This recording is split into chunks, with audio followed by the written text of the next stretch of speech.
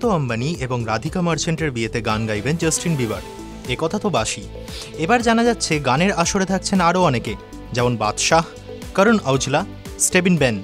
জুলাই মাসের 13 তারিখ মুম্বাইয়ে বসবে বিয়ের আসর। আলিয়া ভাট সদ্য শেষ করেছেন জিগরা ছবির শুটিং। এবার তার নতুন ছবির কাজ শুরু হবে। যশরাজ ফিল্মসের ব্যানারে তৈরি হচ্ছে আলফা ছবিটি। তাতে রয়েছেন আলিয়া। সেটি একটি স্পাই গল্প নির্ভর ছবি। দুর্দান্ত এক চরিত্রে অভিনয় করবেন বলিউড অভিনেত্রী হুমা কুরেশি। তাকে দেখা যাবে বয়া ছবিতে। চরিত্রের নাম রুহি। বিকাশ মিশ্র পরিচালনা করেছেন ছবির। এই মাসেই শুরু হবে ছবির কাজ। তুফান ছবির প্রিমিয়ারে সরব মিমি চক্রবর্তী। ট্রোলারদের এক হাত নিতে হলেন সোচ্চার। জানালেন তিনি হিন্দি কিংবা ইংরেজিতে কথা বলবেন না, নয়তো ট্রোলাররা বলবেন কেন বাংলা ভাষায় কথা বলতে লজ্জা লাগে। মিমির কথায় তারা কিন্তু সিনেমা হলে গিয়ে ছবিটা দেখেন না। তাদের সকলকে বলবো, কমেন্টে বাংলা ভাষাকে ভালো না বেশে হলে গিয়ে ভালোবাসুন। লকডাউনে পাল্টে যায় অভিনেতা সোনু সুডের স্বরূপ।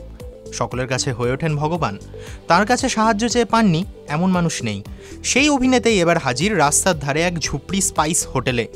মহিলার অক্লান্ত পরিশ্রমকে সাধুবাদ জানিয়ে করলেন প্রচার। নিজেও খেলেন পাত পেরে। বেশি দিনের অপেক্ষা নয়। সেপ্টেম্বরেই দীপিকা পাডুকোন এবং রণবীর সিংয়ের পরিবারে আসতে চলেছে নতুন সদস্য। এবার জ্যোতিষী করলেন ভবিষ্যৎবাণী।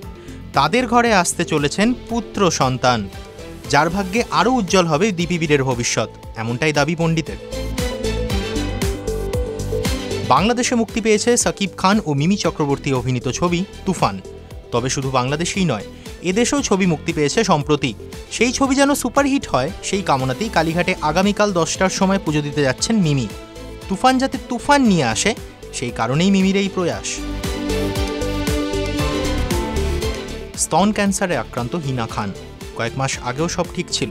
প্রস্তুতি নিচ্ছিলেন নিজের ওয়েব সিরিজ রপচিক রিতার জন্য। তবে সেই চরিত্রে আর দেখা যাবে না তাকে।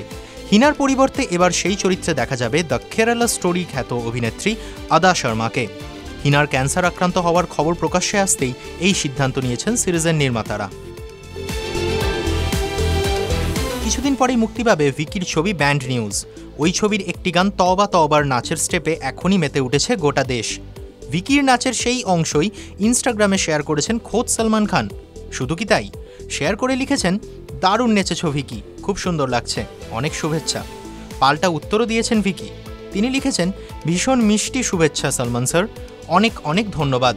আপনার এই শুভেচ্ছা আমার কাছে এবং আমার গোটা টিমের কাছে অনেক বেশি তাৎপর্যপূর্ণ।